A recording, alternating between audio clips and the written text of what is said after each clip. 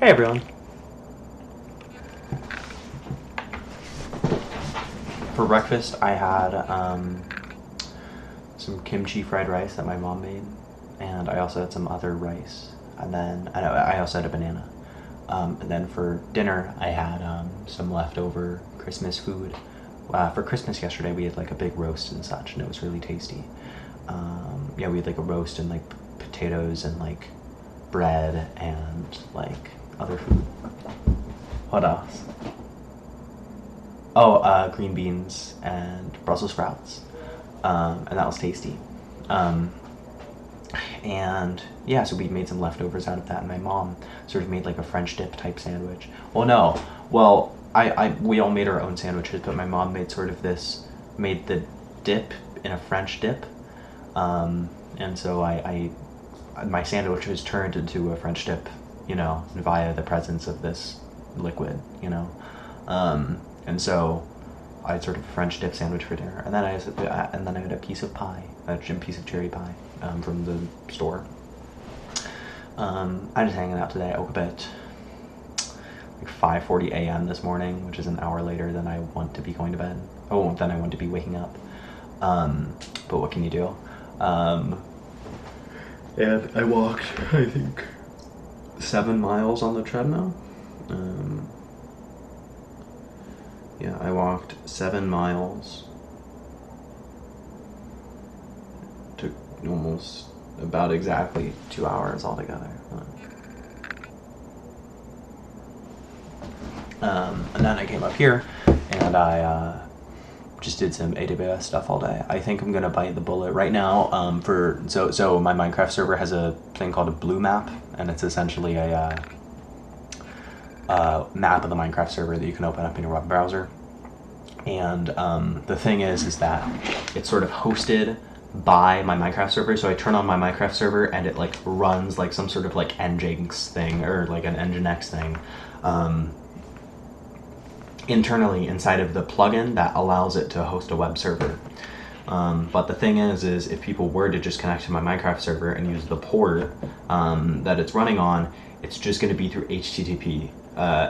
And so, on a lot of modern browsers, you go to an HTTP website and it gives you a big warning, and you have to click on advanced and you have to click on go there anyway. And that's just bad for the user experience. Like, nobody wants to go to a website. Like it's a very, I know what I'm doing, so I know, like, if I'm going to a HTTP website, like, I know the risks, right? But a lot of people, they try to go to a website and they see a big warning and then they just don't go, which is probably good, right? But for just like a Minecraft server map, it's kind of bad. So I have this, reverse proxy running on a sort of cloud server that makes it so then when people connect to the web browser URL, to the map, the Minecraft map URL on the web browser, it connects to the proxy, which connects to my Minecraft server. And the nice thing is that the proxy has a certification. It has HTTPS. So now it doesn't do the warning. And my parents are talking in the background. That's the background noise. But yeah. So the thing is that I've been using the one moment. My parents are talking a little loud. One moment. Okay, so I've been using a VPS called Vulture, and I only use them because I followed like Luke Smith's tutorial on how to make a website, and he recommended Vulture, so I just used that back when I was doing my website stuff. So then when I was making the reverse proxy, I was like, oh, well, I know a cloud hosting provider, Vulture. I have experience with Vulture. I'm going to use Vulture. But ever since I took my AWS class this most recent quarter, I was like, oh my god, I can use AWS and it'll probably be way cheaper because Amazon has economies of scale and such. And, I like Vulture. Frankly, I vastly prefer, Vulture's web interface to AWS's web interface, but what can you do?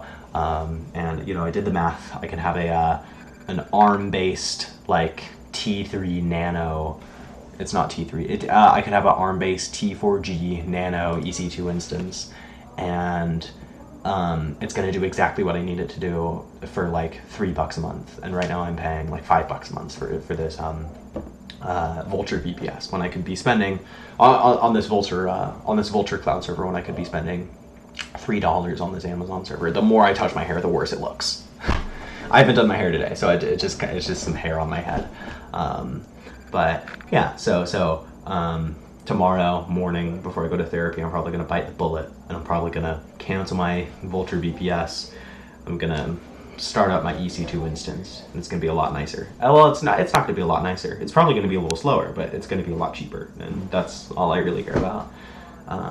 And speed isn't really vital for a Minecraft server. It's a reverse proxy. What, you know, like, you know. And I was thinking about using Lightsail, but for real, like, if I use an ARM-based EC2 instance, maybe I'm gonna regret this, you know, going for an ARM-based EC2 instance rather than Lightsail. But for real, an ARM-based EC2 instance, like T4G Nano, way cheaper than Lightsail.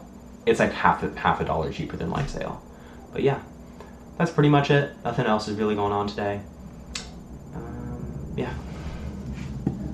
Bye. And so so most of today I was figuring out how to like log into AWS CLI because I'm also going to be doing something with S3 Glacier. Right now, my Minecraft server every night backs up to my NAS server, which is a fine backup solution. But you know, I don't have any off-site backups, which is scary. I don't know. I don't elaborate on this too much, but I'm lucky in the fact that I'm fairly confident like a physical travesty isn't going to happen that's going to destroy you know, my Minecraft server backups. I mean, they talk about how you know, Seattle's like overdue for a big earthquake, but it's statistically unlikely that it would happen in our lifetimes, just as unlikely it'd be as it would happen in anybody else. Like, it's statistically unlikely it's going to happen in my lifetime. So you know, yeah, so I just need to get offsite backups, and S3 Glacier seems like sort of the perfect solution for it, but I'm also going to be doing some price hunting. Bye.